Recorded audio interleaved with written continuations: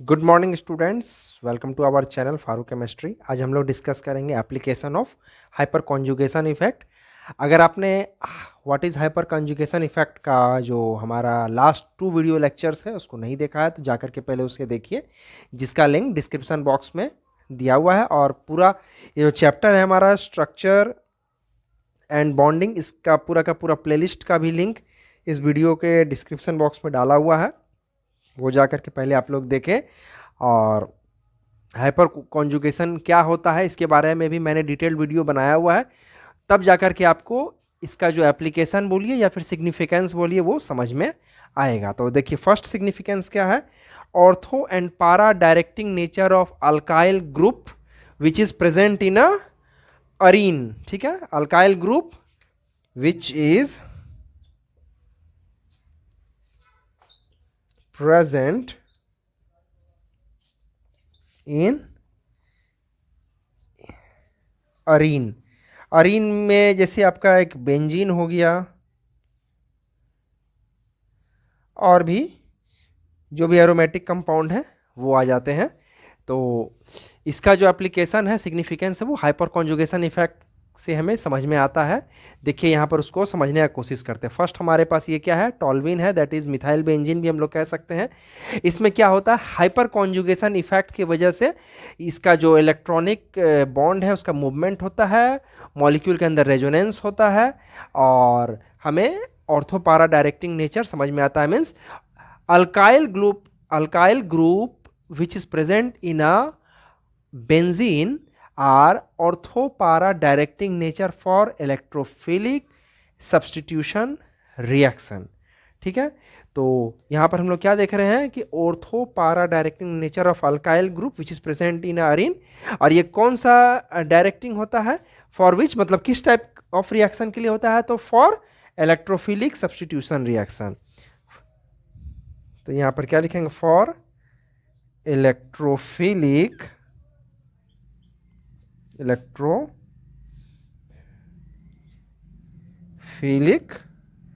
Substitution reaction. Okay, तो ये ऑर्थोपारा directing nature किसके लिए है, अल्काइल ग्रुप का जो ऑर्थोपारा डायरेक्टिंग नेचर है वो है electrophilic substitution reaction in aromatic compound. और इसको हम लोग कैसे समझ सकते हैं, ये जो ऑर्थोपारा डायरेक्टिंग नेचर है इसको हम लोग एक्सप्लेन कर सकते हैं with the help of hyperconjugation effect. तो आप यहाँ पर ये देखिए कि हाइपर कॉन्जुगेशन इफेक्ट को हम समझा रहे हैं। फर्स्ट ये क्या है, हमारा टॉल्विन स्ट्रक्चर है, टॉल्विन मॉलिक्यूल का ये स्ट्रक्चर है CH3 एंड C6H6। तो उसका कॉम्बिनेशन से ये बनता है, means methyl plus benzene CH4 plus आपका बेंजीन। तो ये पूरा का पूरा जो स्ट्रक्चर है, तो ये जो नीचे वाला स्ट्रक्चर हुआ इसके अंदर टोटल 5 हाइड्रोजन हो गया, एक यहाँ, एक यहाँ, यहाँ, यहाँ और यहाँ। ओके, और ये वाले हाइड्रोजन की जगह पर CH3 ग्रुप अटैच्ड होता है। तो C6H6 हम इस हिसाब से कह सकते हैं कि ये जो बेंजीन रहता तो C6H6 रहता, but here it is C6H5 group and this is CH3 group 1 1 1। These are the 3 hydrogen with 1 carbon attached with the benzene molecule. Okay, तो यहाँ पर हम लोग क्या देख रहे हैं, सपोज करते हैं कि हाइपर कॉन्जुगेशन इफेक्ट कैसे यहाँ पर हम लोग शो करेंगे। तो इसके लिए हम लोग क्या सपोज करना पड़ेगा कि ये वाला जो बॉन्ड है ये कहाँ पर ट्रांसफर हो रहा है, ये वाले बॉन्ड के ऊपर ट्रांसफर हो रहा था। ये वाला जो बॉन्ड जब यहाँ ट्रांसफर हो गया तो यहाँ पर ये जो हाइड्रोजन है ये क्या बन जाएगा, ये H+ आयन में कन्वर्ट हो जाएगा। और ये वाला बॉन्ड यहाँ बन गया तो यहाँ पर ये डबल बॉन्ड आ गया। और ये वाला जो बॉन्ड का इलेक्ट्रॉन है वो शिफ्ट होकर के यहाँ पर जो एक इलेक्ट्रॉन्स है, एक इलेक्ट्रॉन यहाँ पर था, इसका इलेक्ट्रॉन तो इसी के पास है, बट ये जो एक एक्स्ट्रा इलेक्ट्रॉन है शिफ्ट हो गया यहाँ पर। अब ये वापस से यहाँ शिफ्ट होने की कोशिश करेगा तो ये वाला बॉन्ड यहाँ पर आएगा। ठीक है, तो हमें ये वाला स्ट्रक्चर मिलेगा। अब इस वाले स्ट्रक्चर में ये नेगेटिव चार्ज यहाँ शिफ्ट होगा और ये बॉन्ड यहाँ शिफ्ट होगा, फर्दर ये वाला स्ट्रक्चर मिलेगा और फाइनली हमें टॉल्विन मॉलिक्यूल मिल जाएगा। तो ये हम देख सकते हैं। अब यहाँ पर कैसे है ऑर्थो पारा डायरेक्टिंग नेचर, तो किसी भी ये जो मॉलिक्यूल है हमारा बेंजीन मॉलिक्यूल है, इसमें ये वाला जो स्ट्रक्चर है ये ऑर्थो स्ट्रक्चर है और ये वाला जो है ये जो पोजीशन ऑर्थो पोजीशन है और ये पारा पोजीशन है। तो हम लोग यहाँ पर क्या देख रहे हैं कि इलेक्ट्रोफाइल क्या होता है, इलेक्ट्रॉन लविंग, मतलब ये अपने आप में पॉजिटिव चार्ज रहेगा और ये नेगेटिव सेंटर को सर्च करता है।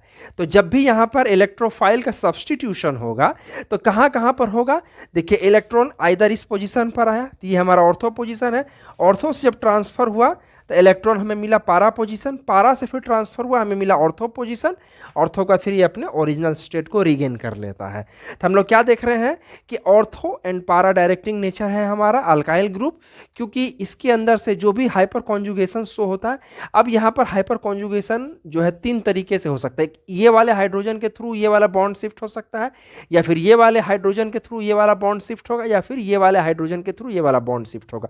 तो काफ़ी ज़्यादा यहाँ पर इलेक्ट्रॉन का जो है शिफ्टिंग होने का संभावना है, और जिसके हेल्प से इलेक्ट्रॉन डेंसिटी जो है बेंजीन रिंग के अंदर उसका इलेक्ट्रॉन डेंसिटी इंक्रीज करता है, और कहाँ पर इंक्रीज करता है, ऑर्थो एंड पारा पोजीशन पर इंक्रीज करता है, जिसके कारण ये जो हमारा स्ट्रक्चर है वो ऑर्थो पारा डायरेक्टिंग नेचर बन जाता है। किसके लिए, इलेक्ट्रोफिलिक सब्स्टिट्यूशन रिएक्शन के लिए।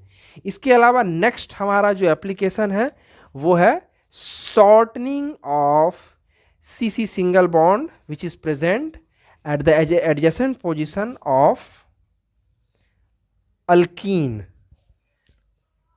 shortening of CC single bond which is present at the adjacent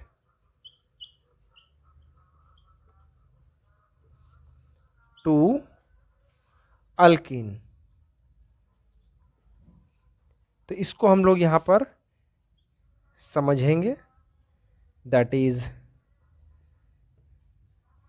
this one is CC single bond which is present at the alkyne at the adjacent position. तो student आप देख सकते हैं ये वाला जो हमारा बॉन्ड है, ये जो CC सिंगल बॉन्ड है, ये जितना होना चाहिए एक्चुअल में as per the theoretical value उससे कम आता है। वो कम क्यों आता है, ये वाला जो हाइड्रोजन है और ये जो कार्बन के बीच का जो बॉन्डिंग इलेक्ट्रॉन है यहाँ पर शिफ्ट होगा, या फिर ये वाला या फिर ये हाइड्रोजन, कोई भी हाइड्रोजन का बॉन्डिंग इलेक्ट्रॉन्स जो है शिफ्ट होगा, और शिफ्ट होने के कारण जो हमें स्ट्रक्चर मिलेगा वो कुछ इस प्रकार का रहेगा। और जब ये यहाँ पर शिफ्ट होगा तो ये वाला बॉन्ड जो है वो यहाँ पर शिफ्ट होगा और हमें कुछ इस प्रकार का स्ट्रक्चर मिलेगा। इसी तरह टोटल 3 हाइड्रोजन है, total we will have 3 structures for the which is responsible for the shortening of CC single bond which is present at the adjacent point of alkene।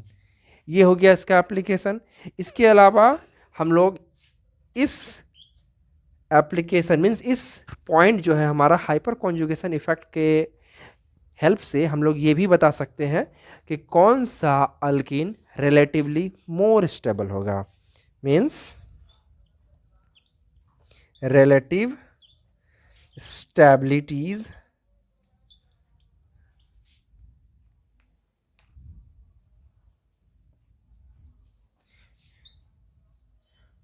of alkene can be explained with the help of hyperconjugation effect। तो relative stabilities को हम लोग कुछ इस तरह show कर सकते हैं। Suppose that we have more than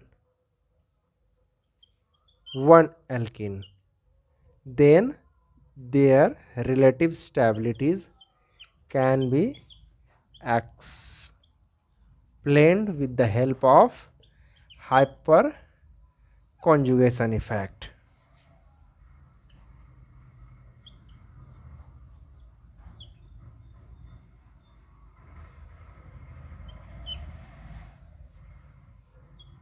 This one, so आप देख सकते हैं ये we have totally 1 2 3 4 and 5. There are 5 alkenes but this alkene is most stable, then after this alkene is stable, then after this alkene is stable, then after this alkene is stable, and then finally this alkene is stable. Means this alkene number 5 is least stable whereas alkene number 1 is most stable. ये सबसे ज़्यादा stable क्यों है? क्योंकि ये वाले alkene के पास सबसे ज़्यादा कॉन्ट्रीब्यूटिंग स्ट्रक्चर बनेगा. फॉर एग्जाम्पल यहाँ पर हम लोग देख सकते हैं, सपोज कीजिए कि ये वाले अल्किन है, इसका हम लोग कॉन्ट्रीब्यूटिंग स्ट्रक्चर दिखाना चाहते हैं. तो टोटल इस यहाँ पर टोटल हम क्या देख रहे हैं, 3 हाइड्रोजन है, यहाँ भी 3 हाइड्रोजन, यहाँ भी 3, यहाँ भी 3. तो टोटल यहाँ पर कितने हाइड्रोजन है, 3 3 6 एंड 6 हेयर. तो there are 12 hydrogen. Means we will have here totally 12 contributing structure which will generate with the help of hyperconjugation effect. तो वो कैसे होगा, देखिए सपोज कीजिए कि ये वाला जो बॉन्ड है यहाँ पर शिफ्ट हुआ, तो ये वाला बॉन्ड यहाँ पर शिफ्ट हुआ. अगर वो वहाँ शिफ्ट होता है तो हमारे पास कुछ इस प्रकार का स्ट्रक्चर बनेगा, CH3, this carbon and carbon double bond, this H, और ये वाला जो थर्ड H है उसके पास प्लस चार्ज रहेगा. ये कार्बन यहाँ पर आएगा, ये वाला बॉन्ड जो है ये वाले कार्बन पर शिफ्ट होगा, तो यहाँ पर ये नेगेटिव चार्ज हो जाएगा, CH3 and CH3 as it is यहाँ पर आएगा. तो इसी तरह यहाँ पर अलग अलग जितने सारे हाइड्रोजन हैं उसके लिए ये वाले कॉन्ट्रीब्यूटिंग स्ट्रक्चर हम लोग बना सकते हैं. तो यहाँ पर more the number of contributing structure more is the stability. यहाँ पर कंपैरेटिवली इसके कंपेयर में यहाँ पर कम हाइड्रोजन है, तो यहाँ पर आप देख सकते हैं, तो 3 1 4 एंड 6 टोटल 10 हाइड्रोजन है. तो टोटल यहाँ पर हम लोग 10 कॉन्ट्रीब्यूटिंग स्ट्रक्चर बना सकते हैं. इस केस में 3 3 6 2 8 कॉन्ट्रीब्यूटिंग स्ट्रक्चर बनेगा, यहाँ पर उससे भी कम बनेगा, और finally this structure will have least number of contributing structure. तो इस आधार पर हम लोग कह सकते हैं कि ये वाला जो अल्किन है सबसे ज़्यादा स्टेबल है एंड ये वाला अल्किन सबसे कम स्टेबल है relatively with in this 5 alkene molecules. ठीक है, इसके अलावा नेक्स्ट एप्लीकेशन है इसका. Next one is the relative stabilities of carbocation can be explained also with the help of hyperconjugation effect, and similarly we can also explain the relative stabilities of free radicals here. तो चलिए इसको हम लोग देखते हैं. यहाँ पर 3-4 examples को हम लोग डिस्कस करेंगे और उसके रिलेटिव स्टेबिलिटी को डिस्कस करेंगे. रिलेटिव स्टेबिलिटी का मतलब हुआ कि जो भी हम 4-5 एग्जाम्पल्स को यहाँ पर शो कर रहे हैं उन 4-5 में कौन सबसे ज़्यादा स्टेबल है और कौन सबसे कम स्टेबल है. For example CH3 whole 3 C with their plus charge, ये हमारा सबसे ज़्यादा स्टेबल है. Then CH3 whole twice as C with the plus charge. Then after CH3 H2C with the plus charge. Then CH3 with the plus charge. आप देख सकते हैं this one is most stable carbocation whereas this one is least stable carbocation. तो ये कैसे explain होगा, ये भी सिमिलरली हाइपर कॉन्जुगेशन इफेक्ट के हेल्प से हम लोग एक्सप्लेन कर सकते हैं. देखिए यहाँ पर मैं एक करके दिखा रहा हूँ, बाकी आपको अपने आप समझ में आ जाएगा. ये है हमारा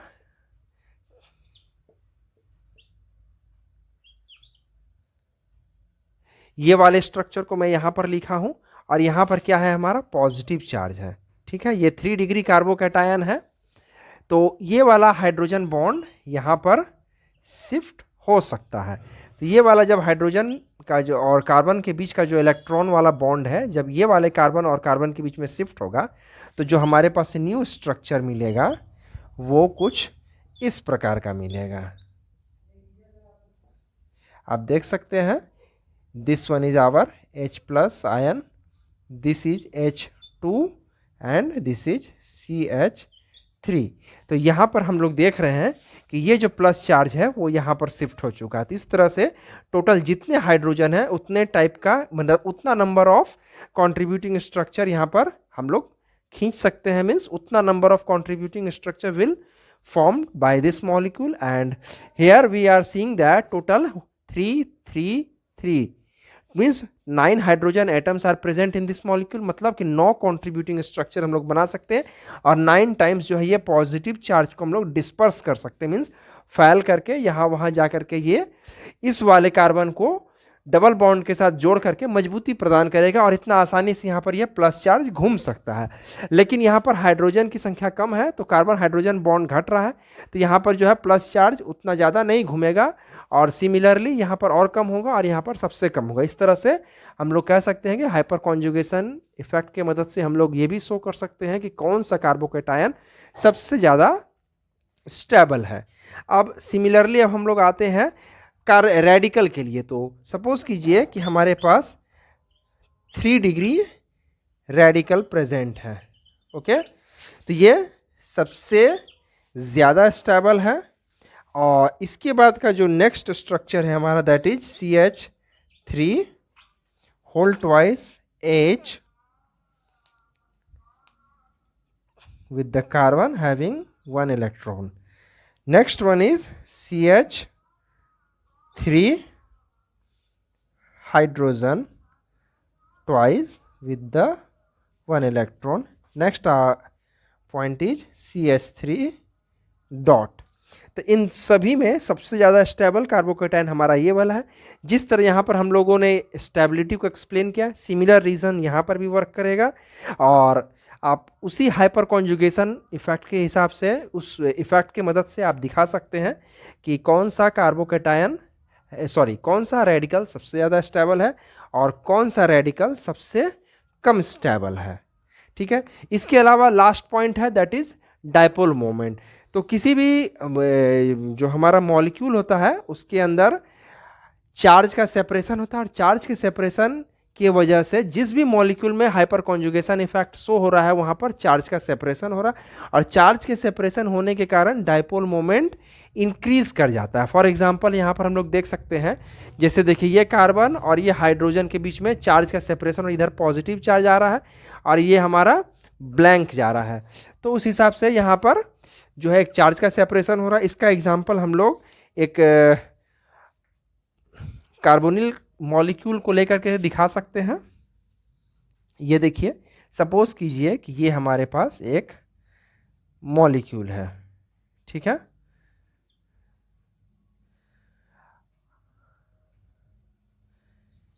ये हमारे पास क्या है, मिथेनॉल है। ठीक है, अब नेक्स्ट मॉलिक्यूल हम लोग लेते हैं इथेनॉल।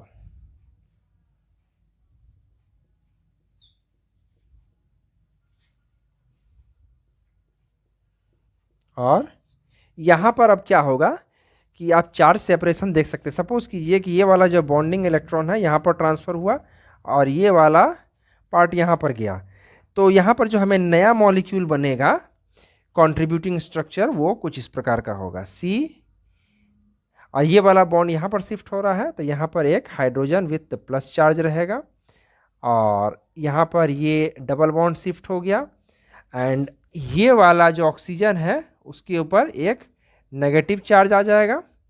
तो यहाँ पर भी चार्ज सेपरेशन हो रहा है। चार्ज सेपरेशन होने से ये वाला मॉलिक्यूल का जो कैलकुलेटेड वैल्यू जो होना चाहिए था डायपोल मोमेंट का उससे ज़्यादा हमको ऑब्जर्व होगा यहाँ पर। तो हम लोग कह सकते हैं कि dipole moment value of a molecule